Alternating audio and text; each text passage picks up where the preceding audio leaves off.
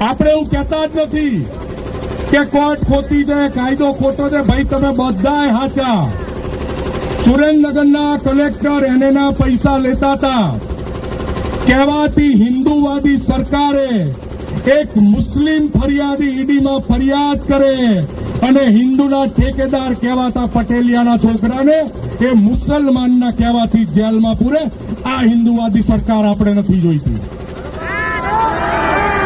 એક મુસલમાન ફરિયાદ કરે અને હિન્દુઓનો ટેકો લઈને આપણે વીએચપી, આરએસએસ, ભાજપ ઝંડા લઈને ફરીએ તમારે પટેલિયાના છોકરાને જેલમાં પૂરવાના. અને વાત રાજેન્દ્ર પટેલે અન્યના પૈસા લીધા હશે હું તો માની લઉં છું. ગુજરાતમાં કયા કલેક્ટર એના પૈસા નથી લેતા? અને આમાંથી તમને સોગંદ છે ઉમિયામાંની, ખોડિયારમાંની. મીડિયાને હું કહું છું વિઝ્યુઅલ આ બાજુ કરે. તમને સોગંદ છે ઉમિયામાંની, ખોડલમાંની. એક પણ માણસે જો વગર પૈસે એને કરાવ્યું હોય તો હાથ ઊંચો કરે. બધા હવે બધાએ એના પૈસા આપ્યા છે કે નહીં? હાથ ઊંચો કરો. બધા એના પૈસા ચૂકવો છો કે નહીં? ભ્રષ્ટાચાર કરે છે કે નહીં?